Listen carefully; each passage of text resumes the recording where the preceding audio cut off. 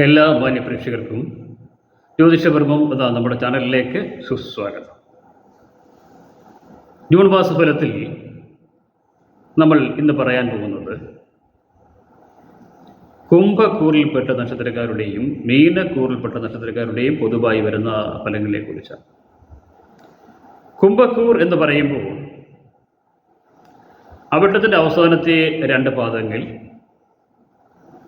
ചതയം, പൂരുരുട്ടാതിയുടെ ആദ്യത്തെ 3 പാദങ്ങൾ, ഈ നക്ഷത്രങ്ങൾ ചേരുന്നതാണ് കുംഭക്കൂർ. ഈ ജൂൺ മാസം കുംഭക്കൂറുകാർക്ക് വളരെയേറെ ഗുണദായകമായ ഫലങ്ങൾക്ക് കാരണമായി തീരുന്നതായിരിക്കും. ശുഭഗ്രഹങ്ങളൊക്കെ ഇടവത്തിൽ വന്ന് നിൽക്കുന്ന ഒരു മാസമായതുകൊണ്ട് തന്നെ പല പ്രകാരേണ ഉള്ള ഗുണാനുഭവങ്ങൾക്ക് കാരണമായി തീരുന്ന ഒരു മാസമായിരിക്കും ജൂൺ മാസം എന്ന് പറയാവുന്നതാണ്. അപ്രതീക്ഷിതമായ ധനാഗമത്തിനുള്ള വഴികൾ തെളിയുന്നതായിരിക്കും. വീട് പണി നടന്നുകൊണ്ടിരിക്കുന്നവർക്ക് അത് പൂർത്തിയാക്കാൻ കഴിയുന്നതായിരിക്കും. അതുപോലെ തന്നെ വാഹനയോഗം, വാഹനം വാങ്ങാൻ ആഗ്രഹിക്കുന്നവർക്ക് അതിനുള്ള വഴികൾ തെളിയുന്നതായിരിക്കും. ഇത്തരത്തിൽ വളരെയേറെ ഗുണാനുഭവങ്ങൾക്ക് കാരണമായി തീരുന്ന ഒരു മാസമായതുകൊണ്ട് തന്നെ ഗുണാധിക്യമുള്ള ഒരു മാസമായി ജൂൺ മാസത്തെ കണക്കാക്കാവുന്നതാണ്. എന്നിരുന്നാലും കടന്നു പോകുന്നത് ജന്മശനിയുടെ ഒരു കാലഘട്ടത്തിലൂടെ ആയതുകൊണ്ട് തന്നെ ജന്മശനിയുടേതായ പല കാഠിന്യങ്ങളിലും പെട്ടുഴലുന്ന ഒരവസ്ഥയിലൂടെയാണ് കുംഭക്കൂറുകാർ കടന്നു പോകുന്നതെന്ന് അറിയാം.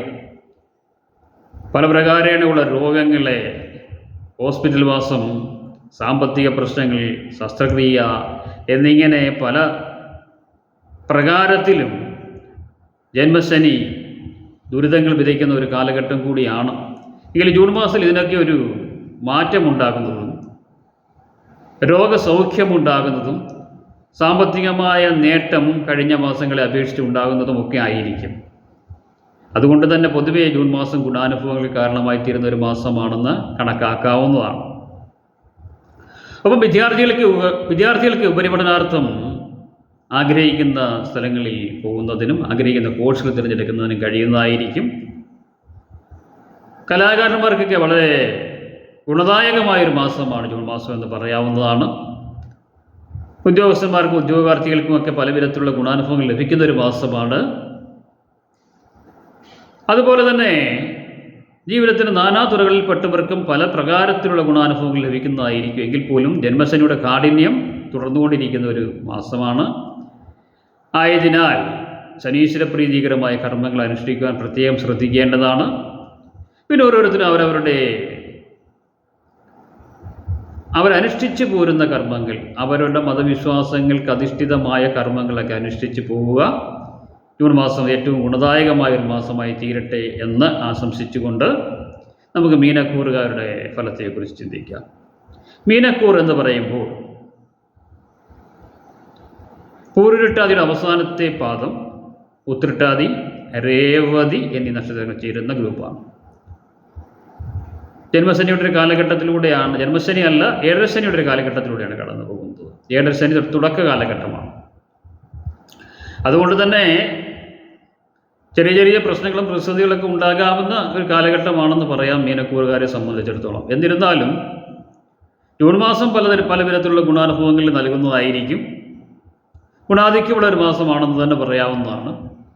വ്യാഴമാറ്റം മൂലം സാമ്പത്തികമായിട്ട് പല പ്രതിസന്ധികളും വരാമെങ്കിൽ പോലും കാര്യങ്ങളൊക്കെ ഭംഗിയായി നടന്നു പോകുന്നതായിരിക്കും എന്നുള്ള ഒരു ഗുണം ജൂൺ മാസത്തിലുണ്ട്. അപ്പം വൈഷ്ണവപ്രീതികരമായ കർമ്മങ്ങളൊക്കെ അനുഷ്ഠിച്ചു പോകാൻ പ്രത്യേകം ശ്രദ്ധിക്കേണ്ടതാണ്. വിഷ്ണു ക്ഷേത്ര ദർശനം, വിഷ്ണു സഹസ്രനാമം ചൊല്ലുക, വിഷ്ണുവിനെ പാൽപ്പായസം പോലുള്ള വഴിപാടുകളൊക്കെ നടത്തി പോകുന്നത് വൈഷ്ണവപ്രീതിക്ക് കാരണമായി തീരുന്നതായിരിക്കും. അത് ചെയ്തു പോവുകയാണെങ്കിൽ ഗുണദായകമായ ഫലങ്ങൾ ഉണ്ടാകുന്നതും ആയിരിക്കും. പൊതുവെ നോക്കുമ്പോൾ വിദ്യാർത്ഥികൾക്ക് ഉപരിപഠനാർത്ഥം ആഗ്രഹിക്കുന്ന മേഖലകൾ തിരഞ്ഞെടുക്കുന്നതിനും ഒക്കെ സാധ്യമാകുന്നൊരു കാലഘട്ടമാണ്. ഇത്തിരി കഠിനമായ പ്രയത്നത്തിലുള്ള ഉദ്യോഗാർത്ഥികൾക്ക് തൊഴിൽ ലഭിക്കുന്ന ഒരു കാലഘട്ടമാണ്. കലാകാരന്മാർക്കൊക്കെ ഒരല്പം പ്രതിസന്ധികളൊക്കെ ഉണ്ടാകുന്നൊരു കാലഘട്ടമാണെന്ന് പറയാവുന്നതാണ്. സാമ്പത്തികമായ ചില പ്രതിസന്ധികളൊക്കെ വന്ന് ചേരാവുന്നതാണ്. എങ്കിലും അതിനെയൊക്കെ കടന്ന് മുമ്പോട്ട് പോകാൻ ഈ മാസം കഴിയുന്നതായിരിക്കും. അങ്ങനെ ജീവിതത്തിൻ്റെ നാനാതുറകളിൽപ്പെട്ടവർക്കും ഗുണദോഷ സമ്മിശ്രമായ ഒരു മാസമാണ് ജൂൺ മാസം എന്ന് പറയാവുന്നതാണ്. പൂർണ്ണമായിട്ടും ഗുണാധിക്യം പറയാവുന്ന ഒരു മാസമല്ല. കാരണം ശുഭഗ്രഹങ്ങളെല്ലാം 3-ാം ഭാവത്തിലേക്ക് വന്നതുകൊണ്ട് തന്നെ പല കാര്യങ്ങളിലും തടസ്സവും വിഘ്നങ്ങളും ഒക്കെ വന്ന് ചേരാനുള്ള സാധ്യതകളെ കരുതിയിരിക്കേണ്ടതാണ്. ഒപ്പം ശിവക്ഷേത്രത്തിൽ വഴിപാടുകൾ നടത്തേണ്ടതാണ്. ശിവപഞ്ചാക്ഷരി ജപിക്കുക, ശിവന് ധാര നടത്തുക എന്നിവയൊക്കെ ശ്രദ്ധിച്ചു പോകേണ്ടതാണ്. ഇങ്ങനെയൊക്കെ ചെയ്ത് മുമ്പോട്ട് പോവുകയാണെങ്കിൽ ജൂൺ മാസം ഗുണാധിക്യമുള്ളൊരു മാസമാക്കി മാറ്റാൻ കഴിയുന്നതായിരിക്കും. എല്ലാ മീനക്കൂറുകാരും ഈ പറഞ്ഞ കാര്യങ്ങളൊക്കെ ശ്രദ്ധിച്ച് മുമ്പോട്ട് പോവുക. ജൂൺ മാസം എല്ലാ തരത്തിലും ഗുണാനുഭവങ്ങൾക്ക് കാരണമായി തീരട്ടെ എന്ന് ആശംസിച്ചുകൊണ്ട് മറ്റൊരു വിഷയമായി കാണുമ്പോൾ ഏവർക്കും നന്ദി, നമസ്കാരം.